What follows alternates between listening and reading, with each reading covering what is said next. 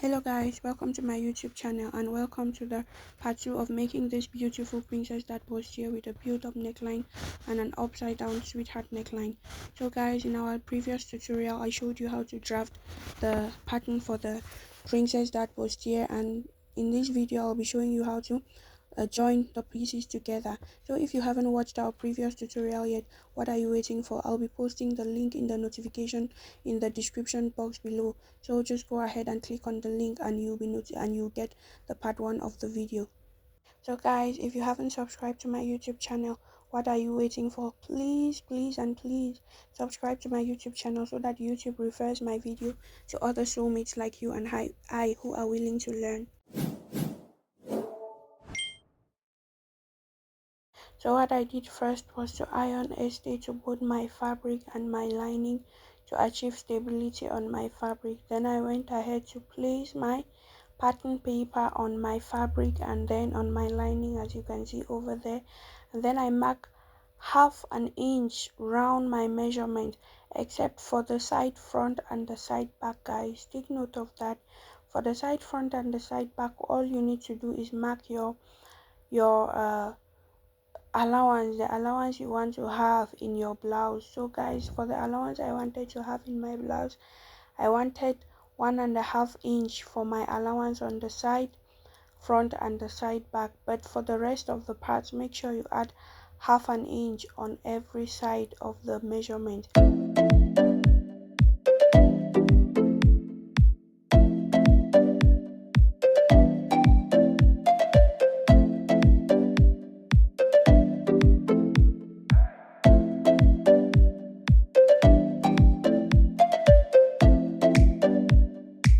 After adding my allowance, what I did was that I went ahead to cut the fabric.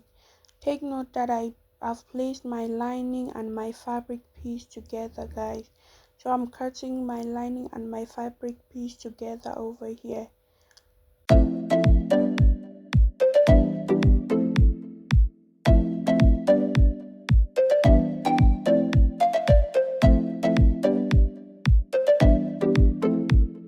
After cutting my lining and my fabric piece together, I had what you can see over here.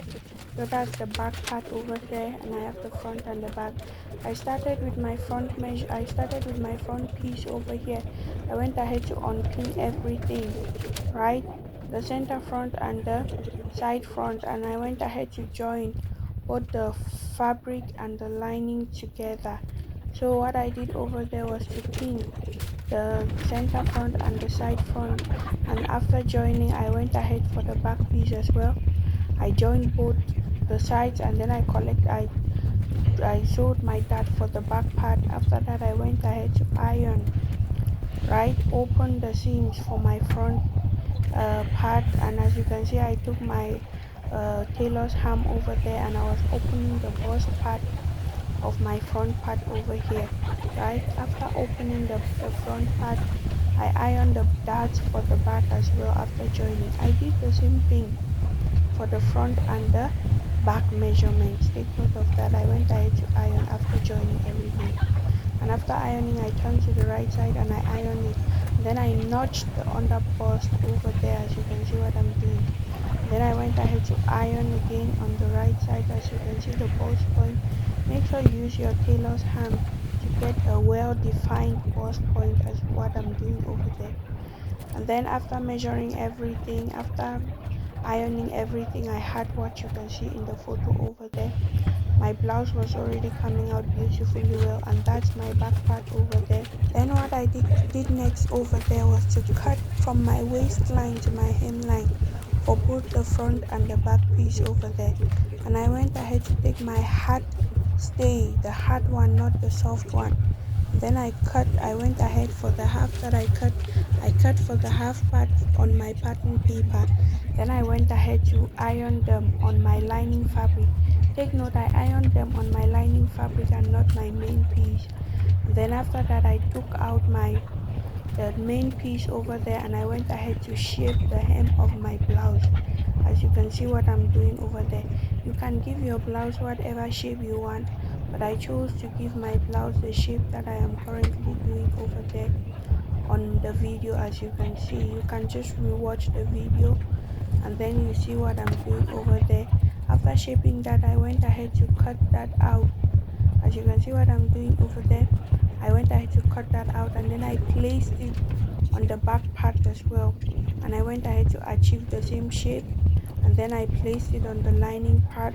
I achieved the same shape as well, so that it will be easy for me to turn both the lining part and the good part. So what I was doing over there was just making sure that all the measurements were okay and that my shape came out the way I wanted it to be. So then after that, what I did next was to join the shoulder measurement for the main fabric, right? Main fabric to main fabric, we join the shoulder measurement. I started from the neck point and I went to my machine and I joined the parts for the shoulder point. After joining, I had what you can see over here, as you can see it on the video, and then I joined for the lining as well. Then after joining that, I went ahead to my main fabric and I made sure that my measurements were properly taken, and then I went ahead to take the allowance that I needed to join the blouse. I went ahead, I started with the main fabric. I took the measurement and I joined the sides of the blouse, right? And then I did the same thing for the lining. After joining, I had what you can see on the video over there. As you can see, everything was already coming together. Then I went ahead to trim the sides of the blouse and then ironed, open the seams open, right? You can see the lining over there and then the main fabric right together. So the next thing I went ahead to do was to attach my zip to the back of my main fabric, right? I went ahead to attach the zip. So guys, I'm going to post a video on how to attach your zip to the back so as to get a clean finishing. So what I did was attach my zip to the back part, as you can see over there. And take note that to attach your zip, I came up by half an inch first to get the allowance that I will use to join both my lining and my main fabric together. I came up by half an inch, and then from that half an inch I started attaching my zip from the half an inch that I marked upwards, as you can see over there. And then I attached my zip, as you can see on the video. So guys, if you don't understand what I did over here, you can go ahead and watch the video as many times as possible in order to understand what's going on over there. Especially if you're a beginner. As a beginner, you won't understand everything, right? From the first watch, just watch the video repeatedly and then you understand what is going on over there. So guys, if you've watched my video up to this point, it means you're definitely enjoying the video. Please press on the notification button so that each time I post a new video, you'll be the first to watch it. And make sure to subscribe to my YouTube channel so that YouTube can refer my videos to other soulmates like you and I. So after attaching my zip, that's on my main fabric, I had what you can see on the video over there. Can you see what we have over there? Our outfit, our blouse was already coming together and looking really beautiful as well. So guys, after that, the next thing I went ahead to do now was to attach my lining to my main fabric, right? I went ahead to attach my lining to my main fabric over there. I started by joining both the sides, pinning the neckline because that's the most important part, right? I went ahead to pin the neckline, right? Right, using the right sides facing each other. I pinned the necklines on each and every side. From the front to the back, I pinned everything together before going to my machine to sew everything together. So after pinning, what I'll do next is that go ahead and sew on the I'll go ahead and sew on the neckline round, and then I sew on the zipper part, and then I sew on the hemline.